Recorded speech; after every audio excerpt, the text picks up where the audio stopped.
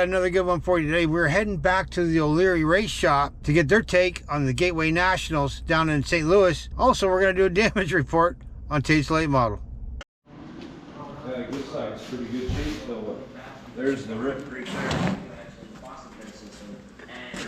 That's the one the guy was going to take you off for. So what happened here? Yeah, so the first or second lap of our non-qualifier race, Saturday night, everybody kind of slid together, and we had a little contact on the left rear.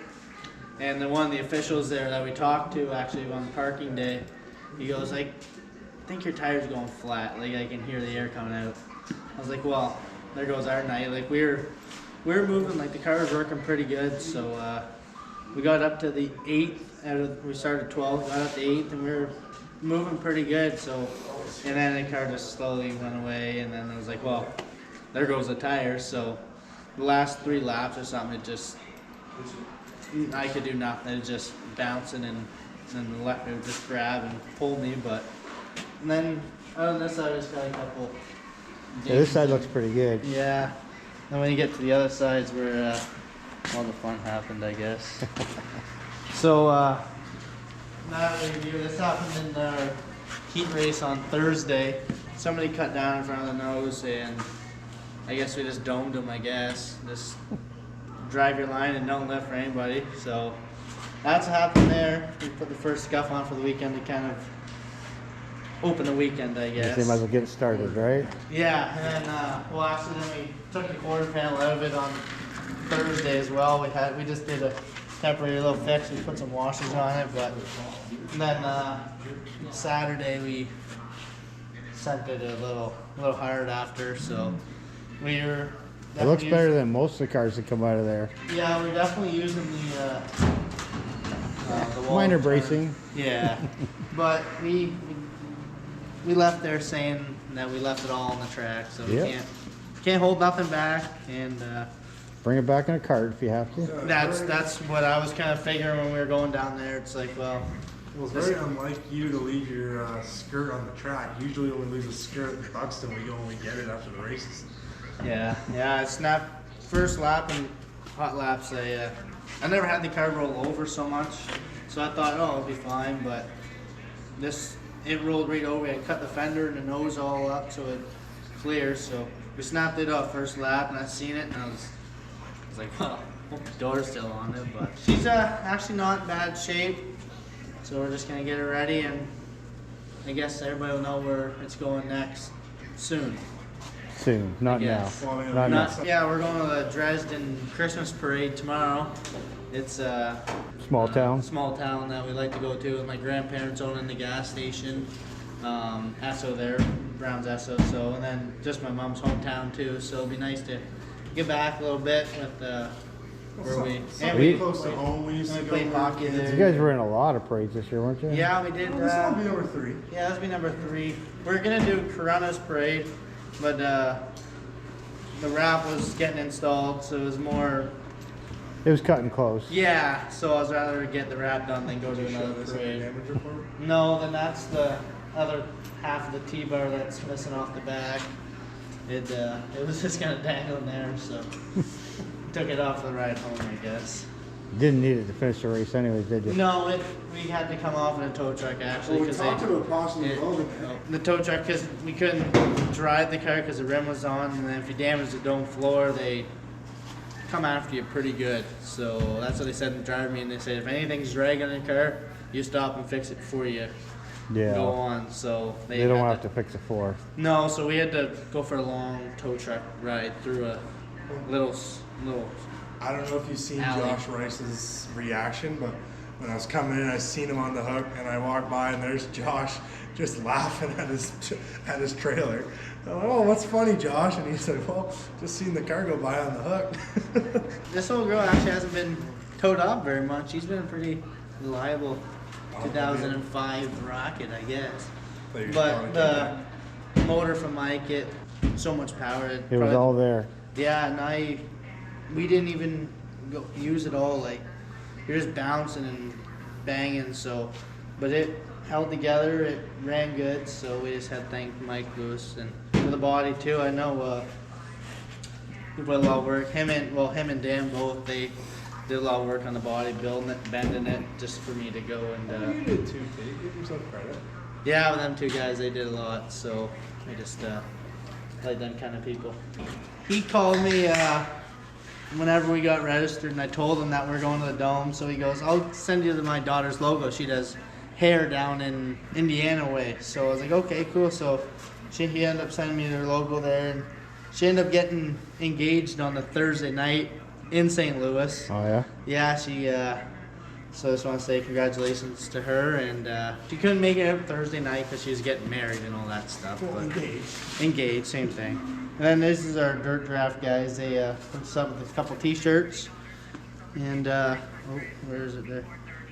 And then there'll be some in-car mic'd up stuff coming out soon. They put the microphone in the helmet for the last chance race, so that'll be something cool to hear. I don't think I said anything bad, but you really don't You breathe never around know. that place. Like it's tight, so it's I'm sure over you before you found a know way. it.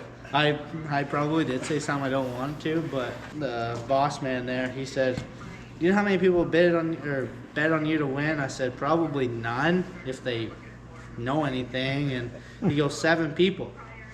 So he had to show me. I was like, it's kind of cool. So then I said, "Well, if people bet on me for Saturday night to win, can I get a free T-shirt out of you?" He goes, "Okay." So we made a deal. Then they came down, made a little promotional video with the car and everything. So we ended up getting shirts.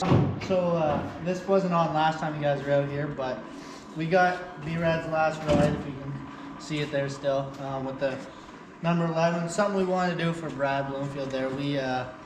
We're going to change the number, but they already had us registered as a 28, so we couldn't change it. And I talked to his family about it just to make sure they're okay with it first. So we put that wrap on the back just to try and pay tribute to Brad while we're down in St. Louis doing something that he loved to do as well. And something that he supported me in my decisions to go. So I just want to thank his family for allowing me to do that. Our whole family, we all miss him, and I know I had a lot of phone calls with them and memories that we made, so just want to keep them all in our memories, and as well as for Bones for coming out and putting it all on, just to make this car as special as it could. And he did a really good job, and I know there's some late nights. Even Mark from Magnum Science, he had some late nights and early mornings to get everything printed and delivered to us, so we just want to thank them guys as well for finishing off the car. We can only make it so good without stickers on it, so. So this is the modified that went out of the track? Yeah, so the front guy end? that rolled off of the track, it was the last piece sitting off the car. Everything else kind of was stripped off the car. And people took, I think, his bumpers, like everything just kind of got yard sale to everyone. This is the last piece sitting there, and it was like, "Oh, go see if you can have it." So I went down, and the guy's just sitting there by his trailer. And he's like, "Well," I was like, "I don't really want to keep it anymore. Just take it." So I was like, "All right, we'll bring it down," and we threw it in the trailer. We're like, "Yeah, little memory of the guy that rolled there from the Dome." That's funny. Well, it was crazy. Like, he went right through that fence and over.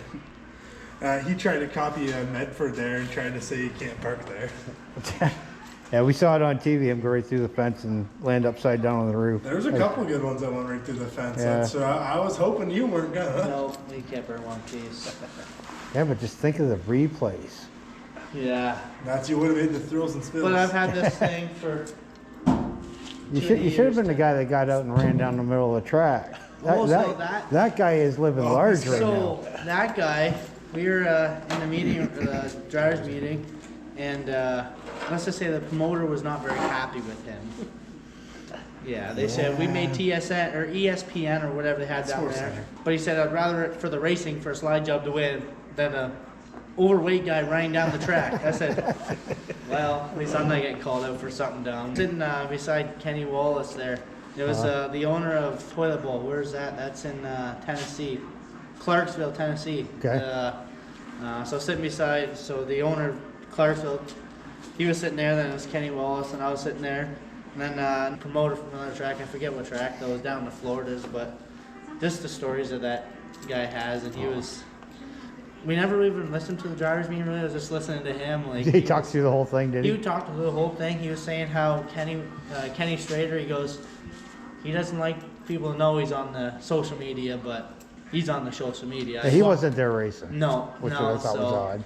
Yeah, but just some of the stories you hear and people you talk to down there is pretty crazy. So I see a lot of people say Kenny Wallace just an ordinary guy. I just seen him Talk to walking anybody. down the hallway at the driver's meeting, so I kind of stayed. I was like, not in a really big rush. So then we talked in the hallway for 5 minutes till we heard him start talking. I was like, well, better go in there. So we just grabbed the first 2 seats there and just talked through the whole thing. So yeah, hopefully we can see him on another track here in the future. But That'd be good. yeah. Well, that's speaking of Kenny Wallace, it's kind of funny. I feel very honored because I'm trying to find the picture here of all the people I would have thought that I'd signed someone's arm right beside. You won't be able to see it, but I signed this one girl's arm from Nebraska. That next day, she got Kenny Wallace to sign her arm right beside my name.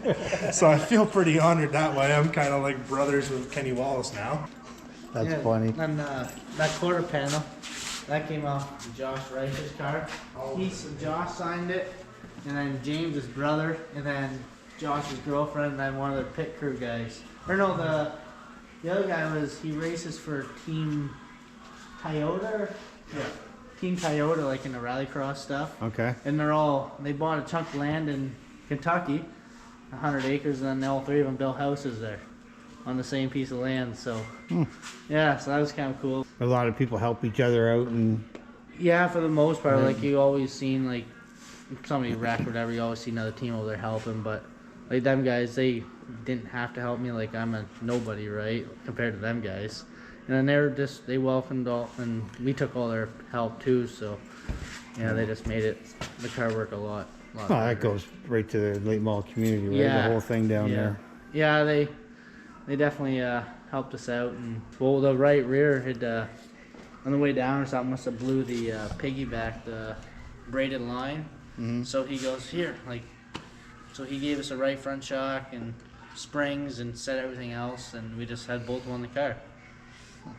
That's all right. Yeah, they're really good people. So Shout out to Zane and Haley Turner as well as Carly. We met them. They're from Nebraska. They run IMCA mods down there, and they were pretty cool. They came and just kind of chatted with us, and every night they'd come by and talk. And especially they didn't let their weekend get ruined because Friday night they went back to their car and the windows got smashed out. Oh no. And so poor that they came the next night and kept the weekend going. And they ended up driving all the way back. I think it was about 10 hours back to Nebraska with taped up windows. Oh Jesus. So I can imagine how cold of a ride that would have been. But I just want to give a little shout to them because they definitely didn't let that stop their weekend. They came by and got pictures with us the end of the night, and so they've been posting their stuff all over Facebook. And we're doing in Napa. They donated us a cabinet from Wallace. We got the LA group there, and so if you bought a T-shirt, you got entered into win this raffle or this toolbox. So the girl that we talked about earlier, she ended up winning, but then she was on an airplane, so she goes, just draw again and go from there. So we end up Mr. Freddie Carpenter. He ended up. Oh yeah. Yeah, him and his crew chief came down. They were the bought, first people. Yeah, they bought a couple T-shirts from us, so we ended up owning his name. So we put it on the fridge cart, wheeled it down to his trailer, and he goes, well, you guys got to sign it first. So I think, okay, I'll just put like a little thing on. He goes, no, like nice and big. you gotta read Sign your it. name. So I did that, and then he goes, well, I want Merry Christmas on there too. Well, it didn't help. I was wearing the Christmas suit. That's pictures on Facebook. I'm wearing the Christmas suit, and he's like, "Write Merry Christmas on there." Yeah, so we did that, and talked to a couple guys, Freddie and Robbie there, And Tyler about going down their way this year at some point and do some Well, next year. racing there. So and then they're gonna do some work on the mod to update it a little bit to make it work a little better. So try and Okay. find the issue with it. So They were super cool to get to talk to. Like they're just super down to earth, really fun to talk to, and it was fun to kind of get to learn them and hang out with them and their story that they have with Robbie's daughter and everything they've been through.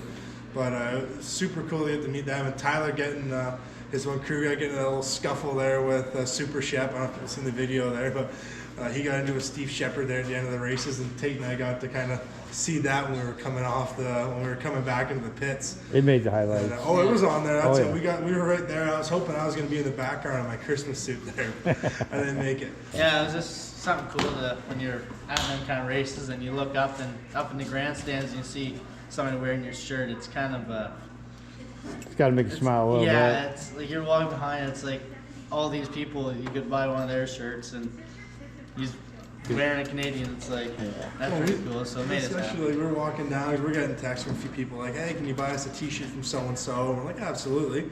So the next time we're just walking, and Pat's like, "Hey, look, we didn't know, we didn't recognize who it was. Some guy just walked by and we seen the O'Leary shirt. We're like, oh crap!" And then so that really does open your eyes up. But it was pretty cool. And then like I don't know if it was on there before, but like we met some people from Louisiana who were super cool, and they bought some T-shirts. And next thing you know, we're up in their booth or up in their suite eating pulled pork and nachos. So it was pretty cool to get to have that experience and hang out with them. And sure enough, now we've got all these people inviting us to come race. Like we want to go race with Carpenters. We got people wanting us to go to Nebraska. People want us to go to Louisiana. Everywhere. Yeah, So we're gonna go on the O'Leary Brothers World Tour with that. There you go. So he called me whenever we got registered, and I told him that we're going to the Dome. So he goes, "I'll send you my daughter's logo. She does hair down in Indiana way." So I was like, "Okay, cool." So he ended up sending me their logo there, and she ended up getting engaged on the Thursday night in St. Louis. Oh, yeah? Yeah, she. So I just want to say congratulations to her, and then this is our Dirt Draft guys. They put us up with a couple T-shirts, and where is it there? And then there'll be some mic'd up stuff coming out soon. They put the microphone in the helmet for the Last Chance race, so that'll be something cool to hear. I don't think I said anything bad, but you really don't You breathe never around know. that place. Like it's tight, so it's I'm sure over you before you found a know way. it. I probably did say something I don't want to, but the boss man there, he said, "Do you know how many people bet on you to win?" I said, "Probably none if they know anything." And he goes, 7 people. So he had to show me. I was like, it's kind of cool. So then I said, "Well, if people bet on me for Saturday night to win, can I get a free T-shirt out of you?" He goes, "Okay." So we made a deal. Then they came down, made a little promotional video with the car and everything. And then we end up getting shirts. Come here, Kale. Just got to thank my brother here. He definitely helped me out. Well, since we had this decision to go to the Dome and any race really, he's always there helping every week. And with my dad too, he Come on, get in here. Sub me out.